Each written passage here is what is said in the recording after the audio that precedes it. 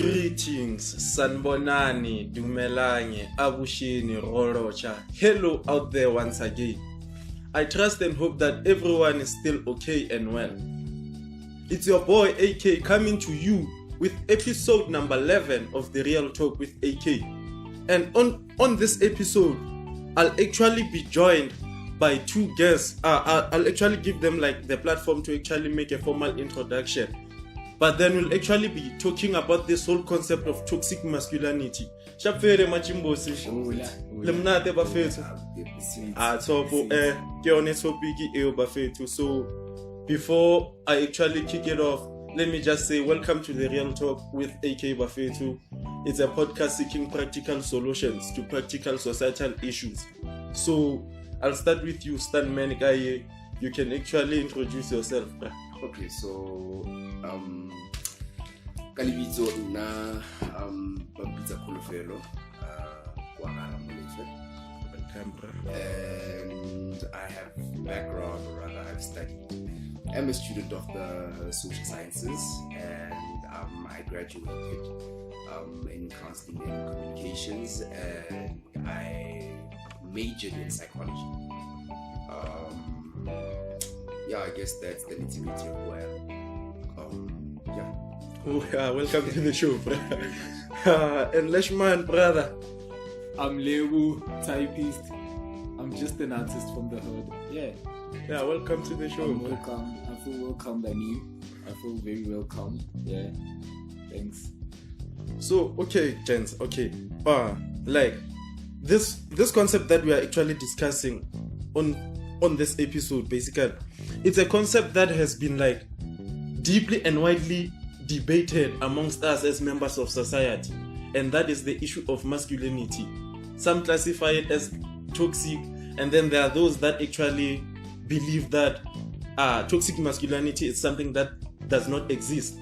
And then there are also feminists out there saying that toxic masculinity is problematic for society because it does this. It projects men as victims towards society. So let me kick off the show by actually giving you the platform to actually share with me in your own understanding regarding this whole concept in terms of how do you define it from your own perspective and your own personal view. So I'll actually start with you, Stan Mankai. For the purpose of the show, please refer to me as Kolofero and not Stan.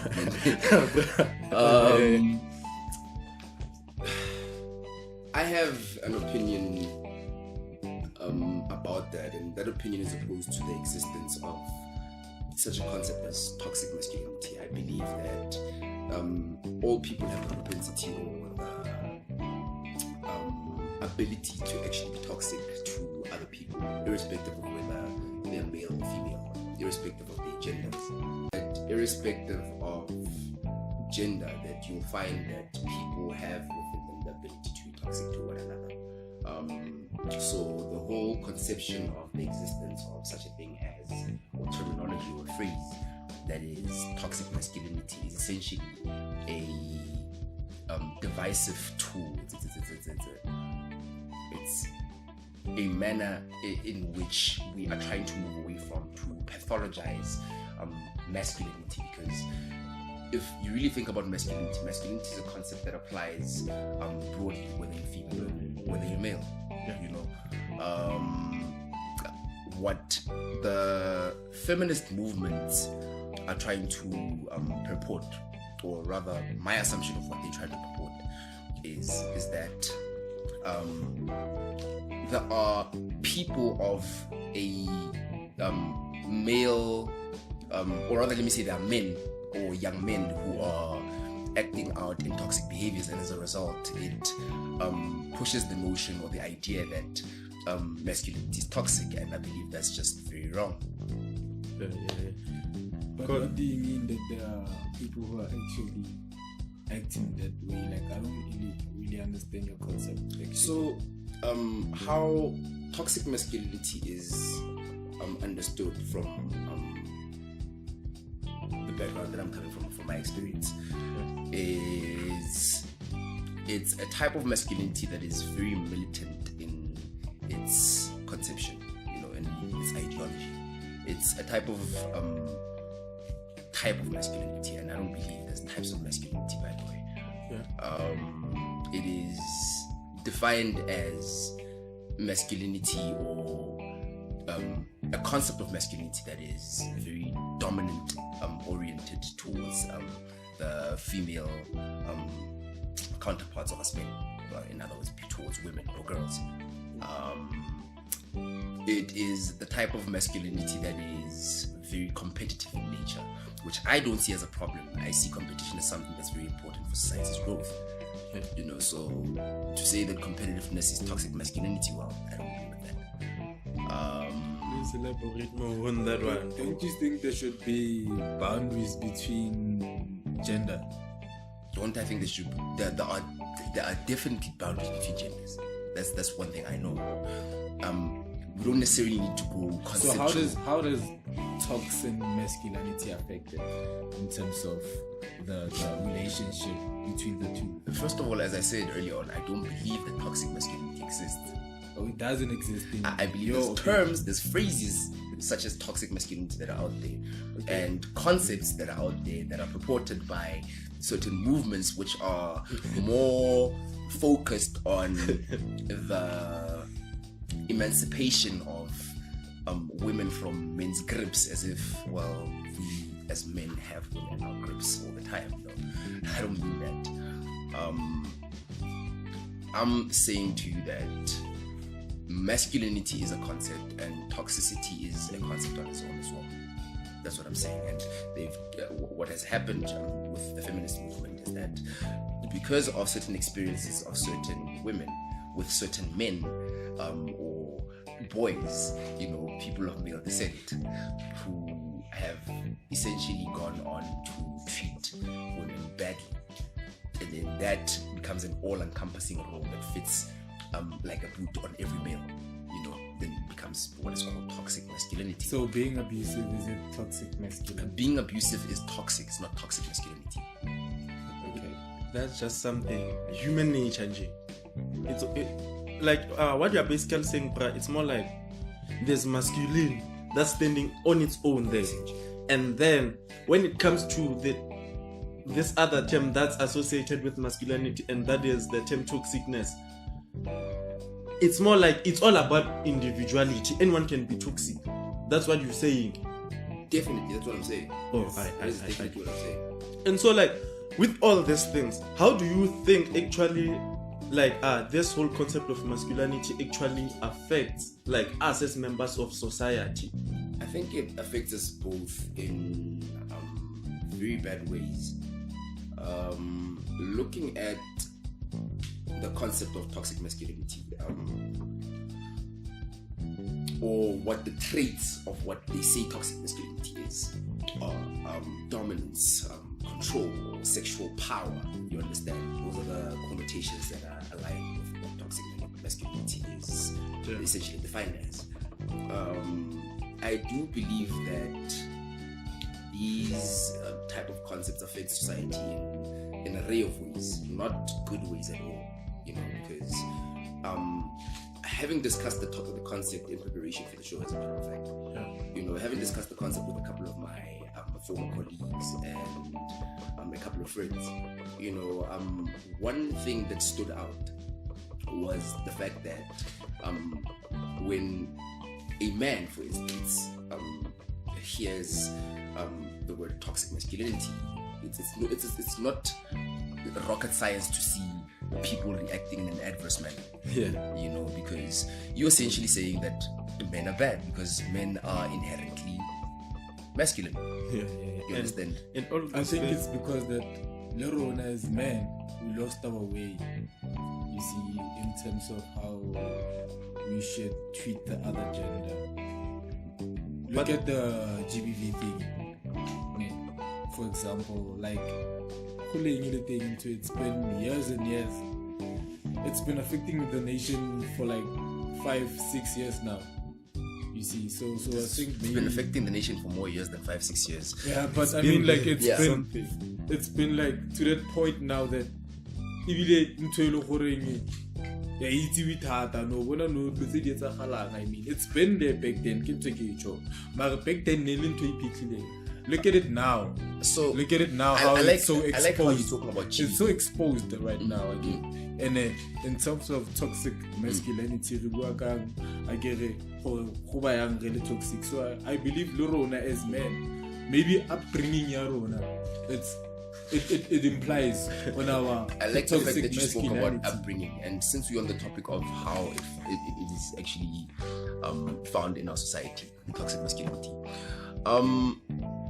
You mentioned gender-based violence as a way to exemplify how toxic masculinity finds its way into our social context. Yes. But gender-based violence is gender-based violence. It's not toxic masculinity. It's violence that's been portrayed or violence that's been committed by a member of a certain gender against a member of another gender. So it could be a man abusing a woman or a woman abusing a man, and that's how you get gender-based violence, because gender means. But it mostly happens to two related people.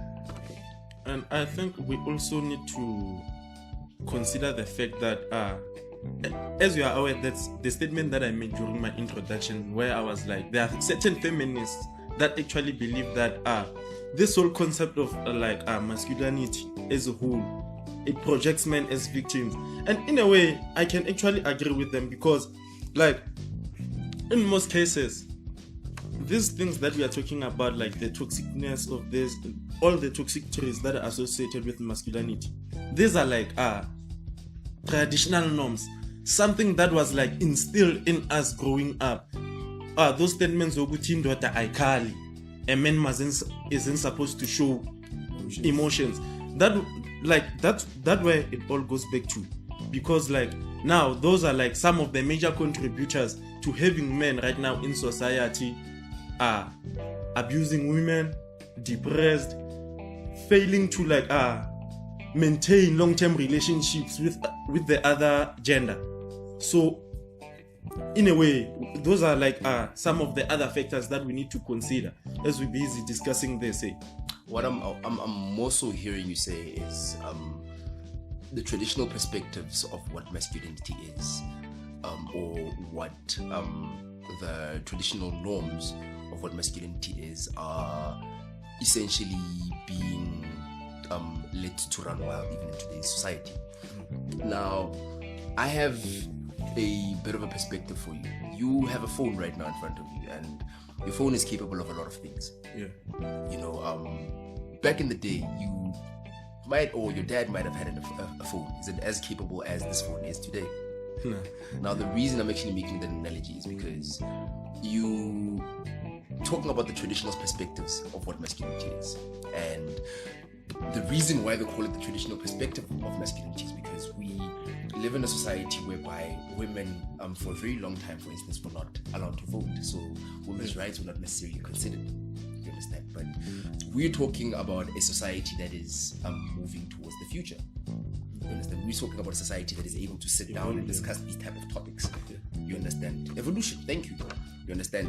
So now, if we are looking for a positive outcome, how are we then going to find this positive outcome? By labeling masculinity as toxic. And as I said, masculinity is a concept that is inherently meaning you find this quality in a lot more men than you do in women. You understand? When you label that context as toxic, are you not then purporting the assumption that men are toxic? It is then. You understand what I'm trying to say? So I think it's a misnomer. A misnomer meaning that it wasn't named appropriately. You understand? I mean, the concept is a concept that which I can see as something that is for the validation as well as the emancipation, not only of, as you mentioned, there are men who struggle with the concept as well, men and women. Now, if we are looking for a way to actually remove such structures from society, we shouldn't actually be looking towards naming and shaming, because it's almost as if it's shameful to be masculine, to say masculinity is toxic. You understand? It makes it to seem shameful. Now, I get that they'll talk about that there's that masculinity, but then there's proper type of masculinity. What's the proper type of masculinity? Name the traits of proper type of masculinity. So you want to tell me that this thing, is it a factor to like the youth toxic masculinity? I think toxic behavior is a factor too.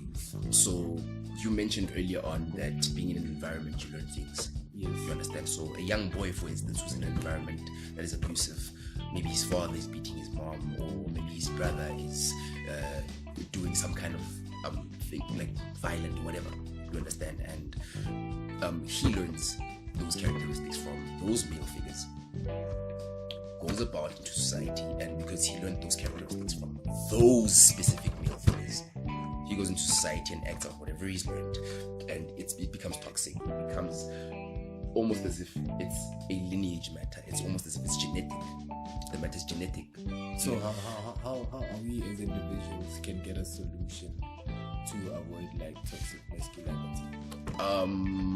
I think we should avoid the term itself. Just use masculinity for now, because it seems like no, I get that. I totally get it. However, I will not advocate for something that I feel is against progression.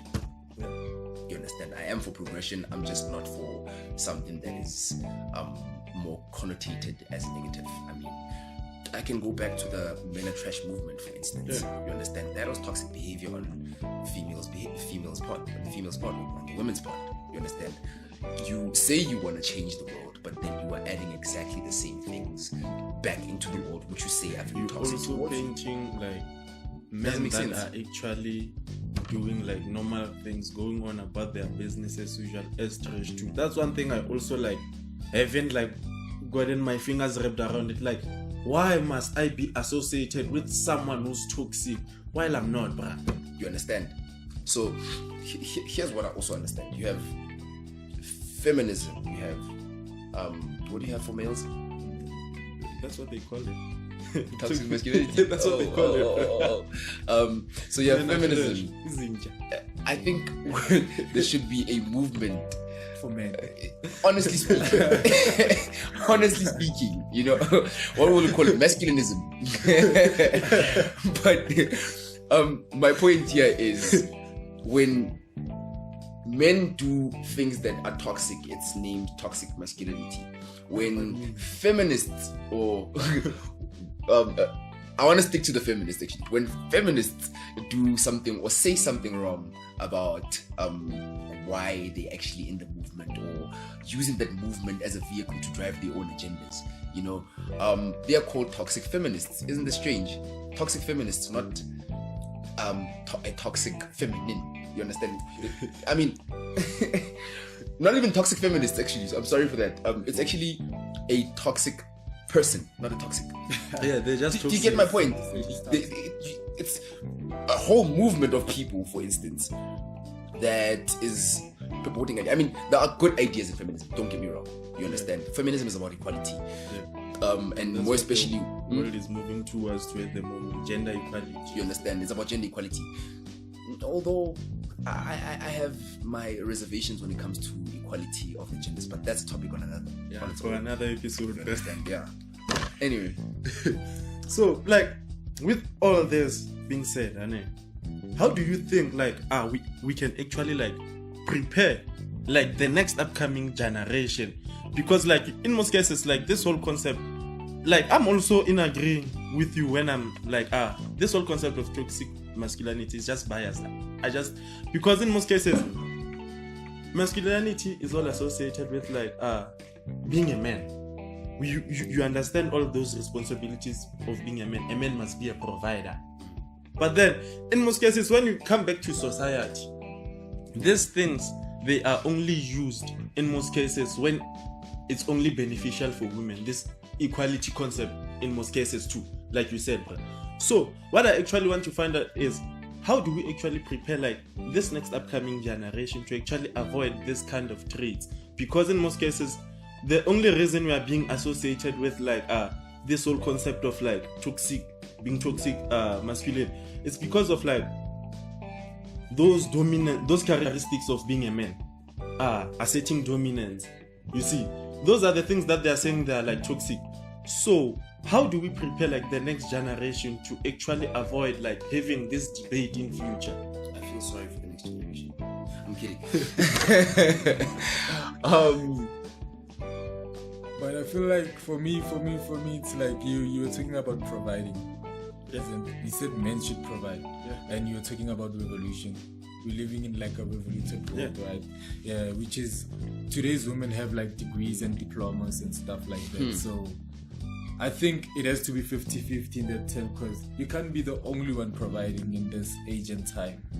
Well, you can't be the only one doing everything, because you can check, man, the cost of living is too high. Man, so, interject on that. as a man, but you have to play your role as a man. You do have to play your role, but you can't do everything all at once. May I interject on that, by the We way? all, I think at this stage in time we need partners. It's better of having a partner in a It's hard to have a relationship than partner with this generation. The generation, Here's what I want to understand. By we need to have partners, what exactly do you mean? a partner is someone you can build, someone who can also build you see, in terms of future references, someone it's a long term. So you're saying we should move away from concepts of love and being in a genuine, compassionate, very passionate relationship to the more practical examples, like being with somebody who is going to actually help you grow in life. I'm not saying don't lose the romantic part of it, but I'm saying that you should have someone who's gonna build you in the future. You can't have someone who's gonna lazy around and all you do is work your ass all day and stuff I'm like that. glad to hear you say that. Sorry to saying that, but that's what I'm trying to say. We need someone who's gonna also bring So, something to we the need a double table. threat. Yeah. Nka se tle go tafoleng ka borotoli wane. Tlamehile le nna tle ka botoronyana go tlile ka borotoli. Yeah. That's what I'm trying to say. No ka go utlwa. Ka point ya di degree le education. One thing that people fail to understand is that biology has a very, very influential hand when it comes to how we as people learn things. You understand? So you can tell me about how a lot of the girls or the women will be having degrees and will be having great academic scores and things like that, but do you actually know why that is? Do you know why they have such a great academic career? Do you know what the causes behind it are? I think women are trying to be more independent. No, you're right. You're absolutely right. But I don't think that's the cause. There is a systematic feminization of education. There's a reason why I actually mentioned feminism earlier on, because I was actually building up to this point. There's a systematic feminization of education in which you find in 90% of the classrooms globally, okay, maybe I'm exaggerating by 90%, but a very huge proportion. Yeah. You It's know, just an estimation. you find that the females are the teachers are actually female. I meant to say the teachers are actually women. You understand? You find less and less male teachers within the classroom environment to date. Yet you have a classroom that comprises young men and young women. You understand? Who have different biological makeups. You understand what I'm trying to say? And yet you want to teach them in the same way. I'm not opposed to the idea of equality. I'm opposed to the idea of trying to achieve the same result, or trying to achieve a desirable result, rather, whilst using a method that is not effective. Because you look at the past few years, I was reading an article, I'm just forgetting who the author of the article was, which spoke about how in the next upcoming years, you're going to find that there's going to be a higher dropout rate, which we already have, by the way, when it comes to guys. You understand? Because the classroom is not suited for the male brain. Yeah. You understand? Guys are known But to be... what do you mean it's not suitable? I'm getting there. Guys or young men or boys have a more active lifestyle than women do. They are literally, I think it was around about 17% more active than women are. You understand? Which tells you something about the biology. Now, we are also not impressed by the same things. You look at us when we're actually growing up. You know, we're not impressed by the same things. I might be impressed by a flying kick. You understand? Whereas a young woman might be impressed by what somebody said in a movie or a story. You understand? So we are more kinetic beings than we are those who sit down in a very social group type of setting. That's a very feminine characteristic. You understand that? That is a very feminine characteristic. And make no mistake, I did say feminine. You understand? It is a very feminine characteristic in that it fosters the idea of nurturing and caring. You understand? As guys, we want to go out and compete. I'm going to hunt that buck. I'm going to catch that buck. You understand? And when I catch that buck, if I catch the biggest buck and I'm the one to catch the buck today, I get praises because why? I'm the one who provided today. Do you understand? That's where the whole competitiveness comes from. And it's not bad because at the end of the day, we all eat. Yes. True. Well, I hear you. Okay. So like, guys, I get it, and like this whole concept. Like gender equality, you know, so like it's no longer about like masculinity as a whole. There's also feminists, like you mentioned. Like I would actually like to get your view, like on this whole concept of like this whole feminist movement. Like, what's your take on this whole movement? Like, what's your take about it? It's a very important movement to actually exist in our society, because we should also remember that as much as a lot of young men in today's era are being oppressed by structural systems, you know, we shouldn't forget the fact that for feminism to exist, it exists to liberate women from struggles of equality against men. You understand? As I mentioned earlier on, the right to vote. I mean, women should have a right to at least say, you know what, I wanna have an effect in terms of how my country is run. You understand? So I feel it is a very important movement when it comes to pushing ideas of liberating women from oppression.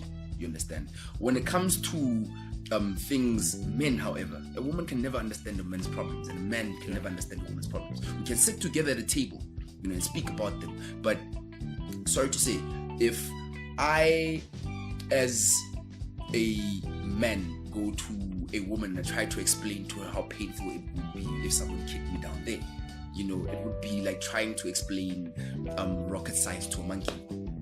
Sorry to say, I'm not saying women are monkeys.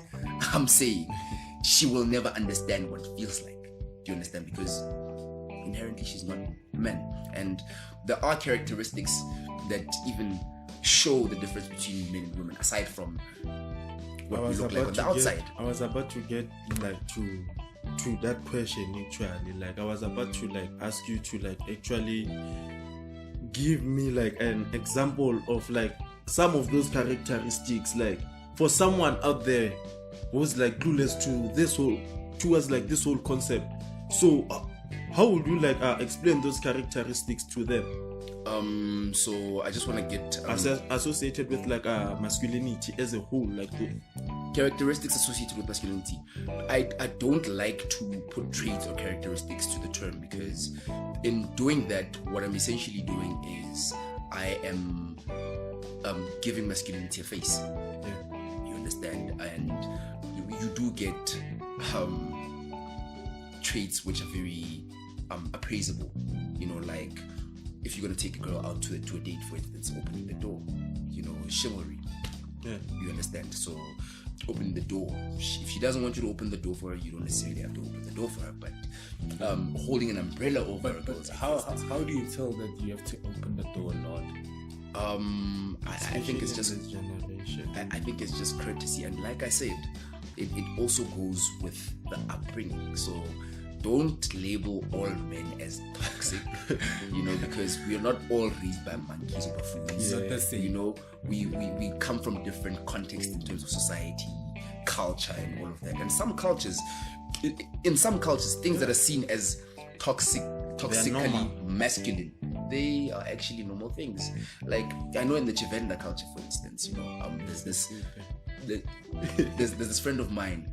Whenever his father's about to eat, the mother takes a bowl of water to him, so that he can wash his hands. They also do that in my culture, I'm Zonga, by the way. They also do you understand? It's a cultural thing, but then a woman who's, sorry ladies, academically inclined or very business oriented or very independent, self-loving and all of that, do you understand? It becomes very problematic for her to take something like that, and it's her own conception of what it is. It's not necessarily that she's being a toxic feminine. I'm not going to say she's a toxic feminine because she's not practicing what should be practiced. Do you understand what I'm trying to say with this? Hence I asked, should there be boundaries between relationship?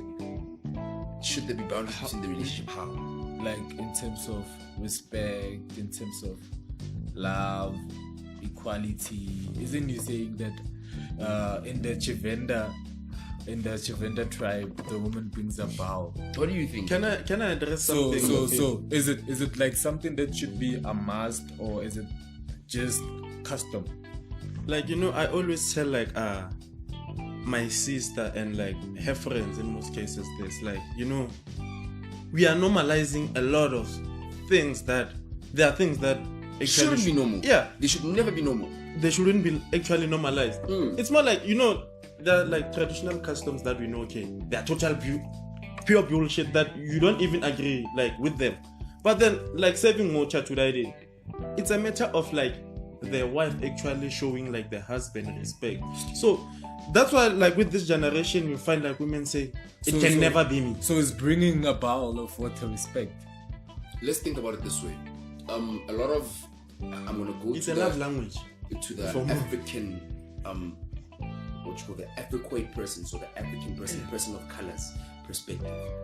From an African person's perspective, if you look at those rites and rituals or those customs that were practiced by our ancestors traditionally, even our parents and grandparents traditionally, you start to see that what we are taught in school is very different from what they were taught. Do you understand? Because what you were taught in school is that if somebody excuse me, I don't want to say use the word coerce because it's a very wrong word. If somebody essentially marries a black lady, understand?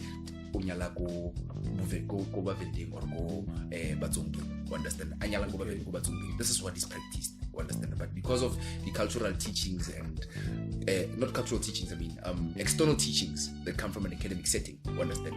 Those traditional norms and rituals and customs are brushed aside because of all of this knowledge that we have, you understand? And I'm not going to make myself one person who's a saint about this type of thing, because to be quite honest, I remember, for instance, I was supposed to go to a funeral, and it was a family funeral, but on a particular day I was supposed to wash inside a vascom. Yeah.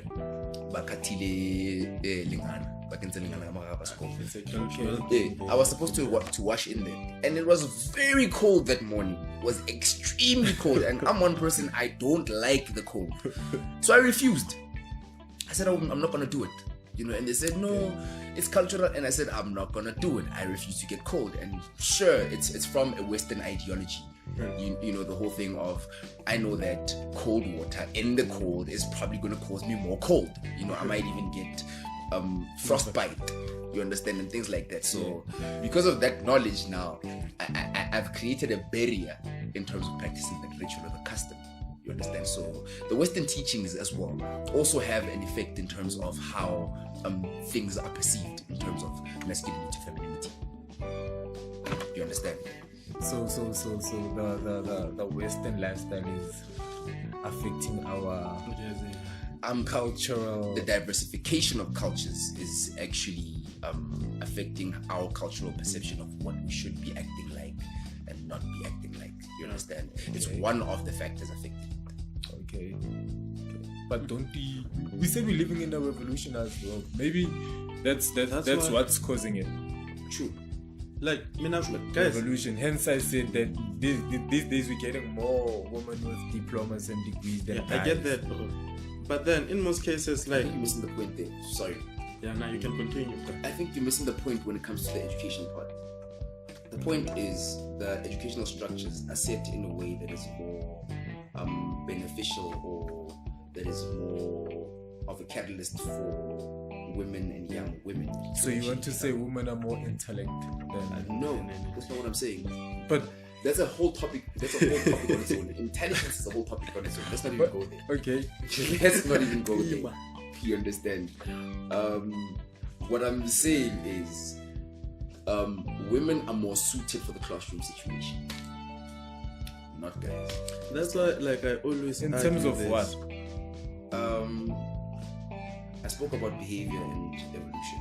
So naturally, our behavior, we are more active, we are more practical, we are more pragmatic. Hence, most of the creative problem-solving issues that come towards men are easier to solve than women. Studies. I think I'll give Aki some references in terms of studies, and you can check it out as well. Yeah. I'll post it on my blog there. But what I'm essentially saying is, women in general aren't biological, don't have the same biological makeup as men, so we can't necessarily learn the same. I mean, you get different types of learners as well. You understand? There is a theory by a guy called David Cole, which is learning styles theory, and that theory bases learning on certain abilities. You know, if I can remember it properly, I think one of them was observational learning. No, that's... You know what? I think I'll just put up the what you call the link. But essentially, you have people with different learning styles. Genders as well have different learning So it's styles. learning like a skill. That's what you're trying to say. I'm not saying learning is a skill in particular. I'm saying learning needs to be facilitated in a manner that serves the particular person to actually develop at their best potential. So you want to say that that's how it's affecting the male side? What is affecting what male side? You were talking about this education thing, whole thing. I'm saying education is part of it. It's part of the problem. It's part of the problem. The current education Toxic system, masculinity. the current education system is obsolete. So one thing that I've learned in psychology is that when something is repressed or kept within, kept internalized, what usually happens is it starts revealing itself or manifesting in ways that are wrong. Like, you know how the whole concept of boys or tigers don't cry, men don't cry, you understand? Your emotions. You know, bottling up emotions is actually repressive. You understand? So Triggers this it kind of negative behavior. definitely. So a young boy having learned that, no, you know what, I can't cry because people are possibly going to laugh at me, or I can't cry because, well, I'm strong. You know, being the idea. That's a very toxic way of viewing things from that boy's perspective. You understand?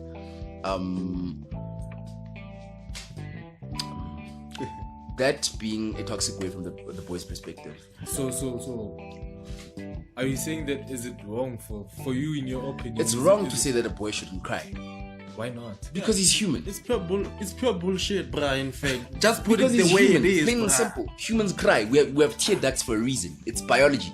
But we You men, understand? isn't it? I get We that, men. but then you get a toxic That's- man. So me, exemplified as a toxic man, me looking at my little nephew and saying, "You should never cry. You should always be strong. Nobody should ever see you weak." It gives Don't- us. Do you understand? Don't you This whole think concept that's of like bullying motivation to your everything. nephew or something like that?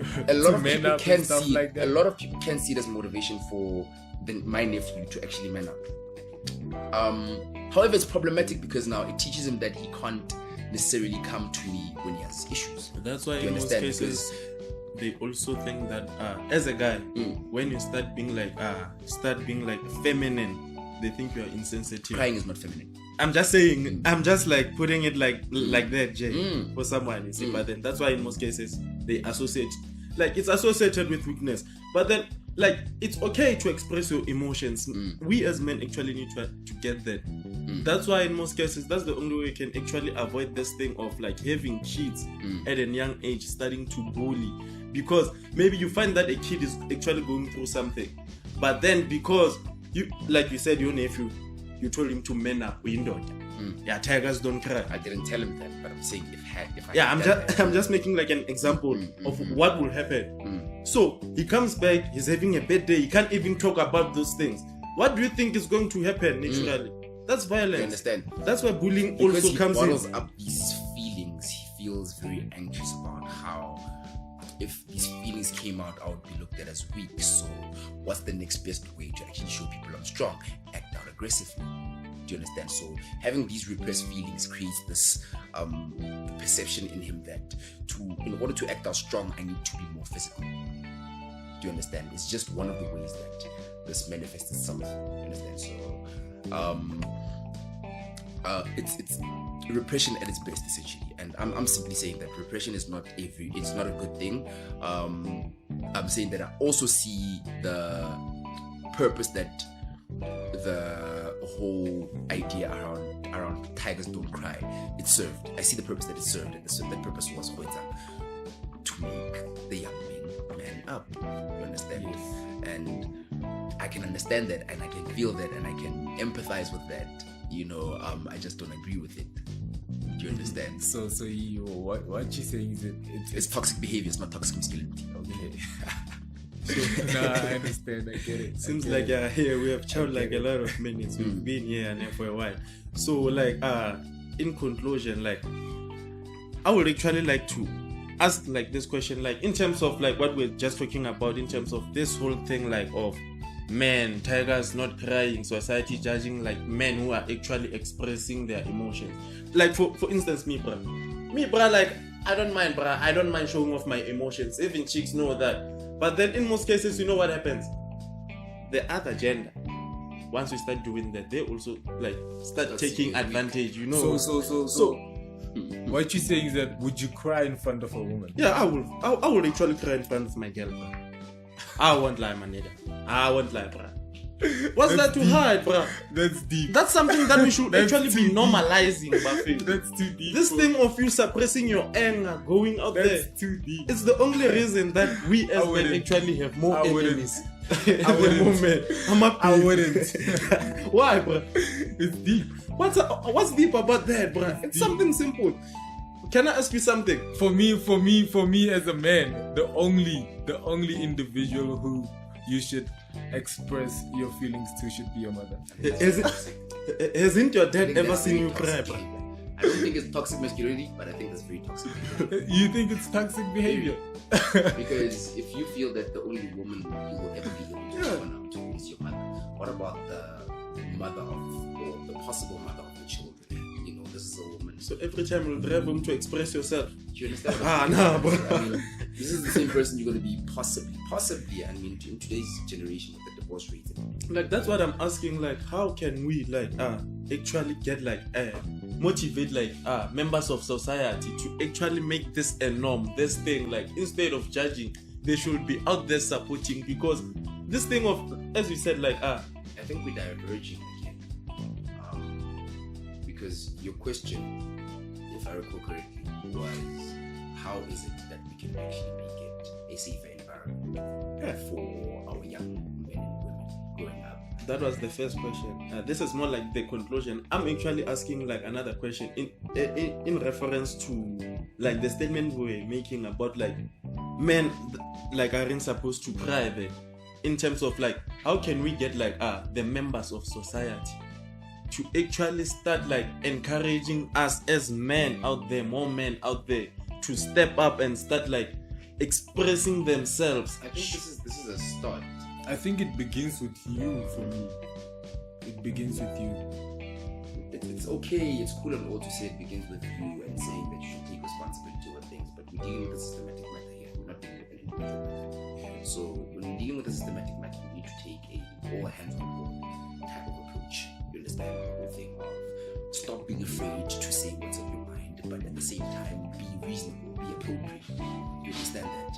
So we need a lot more good men than those who exist. You understand? To actually come and create platforms such as this, to come and speak about such issues, and come and create possible creative solutions.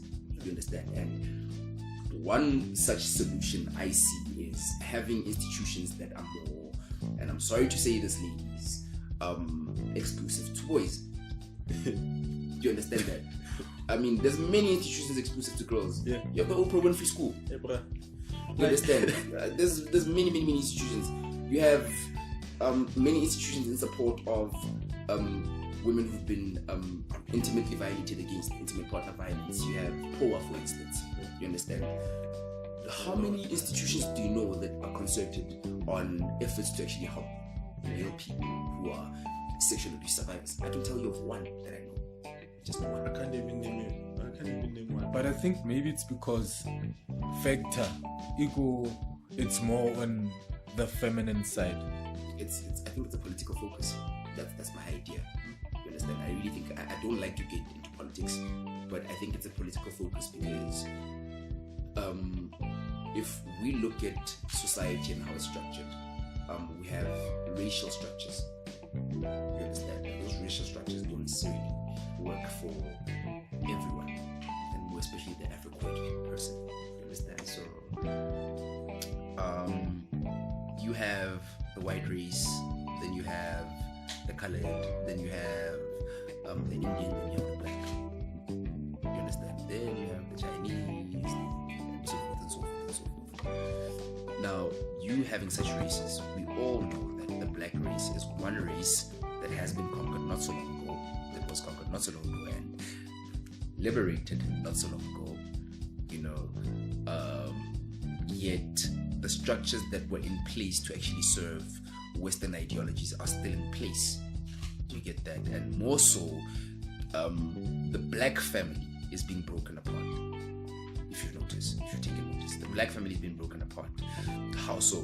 By such movements as third wave feminism. A lot of the ladies who know what third wave feminism is will know and probably question on it, and I'll be more than willing to answer you on any question you ask. But the third wave feminism is a structure which is designed to actually break apart the black family, where there is no black father or a black male figure in that family. And usually, studies have proven time and again, when there is no male figure in a family, what usually happens is there's a downfall, or there is a lot of adverse things that happen. You understand? Adverse experiences. You know, there's poverty, there's things like discipline issues. You know, there's no one to essentially serve the paternal function. You know, and the paternal function, I don't know if you've noticed, even in our own families, when you're sitting at home and your mom says to the young one, "Stop doing that or you're going to get hurt," the young one just continues doing what they're doing. "Stop doing that, you're going to get hurt." They continue doing what they're doing, but then the father says, "Stop doing what you're doing." What usually happens? Same time. So you want to come and tell me, Even with that, us, guy. that a man is trash after that? So you're telling me that being raised by a mother can make you like a weaker man? No, It's not about being. it's not about being strong or weak.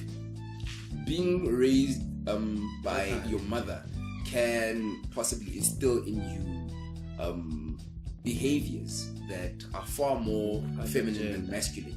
You understand? Possibly, I'm not saying it will. Chances are high. But because you are a man and you have testosterone in you, you understand? That's a But high don't you think determinant. being raised by a woman, it would be like easier to like I understand think the gender and I think it would be the most difficult way to actually try and understand the gender. You're not a girl. You're not But, a woman. bro, You're a man. It's also hard for like a man to actually raise like a boy child in most cases. Very Because true. in most cases, Shabarona no the last bra. not the last, bruh. I can't even like just go and chill with my dad and start having like a sex talk. Very true. I'm definitely sure I will get like the biggest smack in my life, bruh. I also think it's about approach. I also think it's about approach. because- Even in terms of culture, my dad is a very traditional conservative. It's because we lack person. communication. As much, Labor tsa di bang. it's a generational gap thing. But I talk with my mom, that's the thing. It's But then when it generational comes gap. to my pops, I don't think you will have the same problem if you had to have a child because you know about the things that you know about today. Do you understand? So back then, those topics such as sex were very taboo. You understand? They were not to be thought about. If you thought about it, you were evil. You know what I mean? So we weren't necessarily evil, but you get what I mean. But what I'm trying to say essentially is you can't understand the perspective of a woman unless it's a woman explaining the perspective to you. Do you understand? And you can't understand the perspective of a man unless it's the man is explaining it to you. You understand that? And unless they're explaining it from an experiential perspective, you understand, their phenomenological perspective, it bears very little weight. You understand? It's like that example I made earlier on of if somebody had to kick me in the cajones, you understand, and I had to explain the pain to a girl, she would never in her whole life understand the pain. Do you understand? Just like if somebody punched her in her boob. But it's You like understand? it's like you, a female telling you that she was raped. You wouldn't understand. I can't we possibly also understand get it. raped, bruh. But That's the I thing. can't possibly With understand. rape, it's another story, bruh. However, I can empathize. So I can, in a way, try being the operative I don't think you would empathize. I think you would sympathize.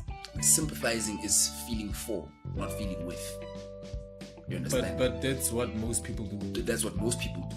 I'm saying I personally would empathize. Okay. Thank you guys. Thank you No, once thank you very again. much for Thank having you us. for like actually agreeing to do this with me. Hey, it's because of such things that we actually like move forward as members of society. But then before I let you go, I just wanna find out from you if like any of you actually has a closing statement to make before we actually wrap up the show. Other than that, we can actually call it a day and then get back to the hustle because that's what it is, hey guys. Yeah. Other than that, let me just address like the members of the Real Talkers community for now. But then I'm currently running like a podcast review competition, and like all you need to do is just go and visit like my website at realtalkwithakay.wordpress.com for like all the details. But then it's a chance for you to score big. Just go there, you'll find all the details. Let me just say like there's 30 gig waiting for you when you get there, young Tola, and some discount coupons nyana there, young Tola. Other than that, let me just give the gents the platform to actually close up with their closing statements. Men are not trash.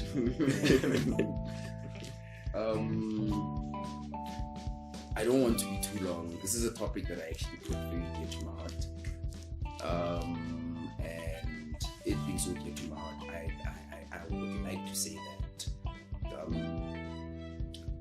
I think as men we need to actually galvanize. We need to actually bring ourselves and organize ourselves in a manner that is productive towards preserving what's left of manhood. Organize ourselves into how do I put this?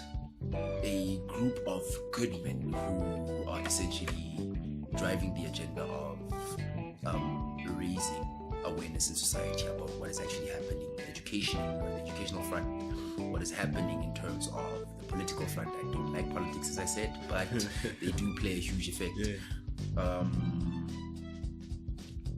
So essentially ke kopa fela masole gore re kenye ditlhogo gore kenye matsogo ba fethu re make sure vele go what's about we have a better future in society for our upcoming generations. Peace. True. Other than that, you've heard for yourself.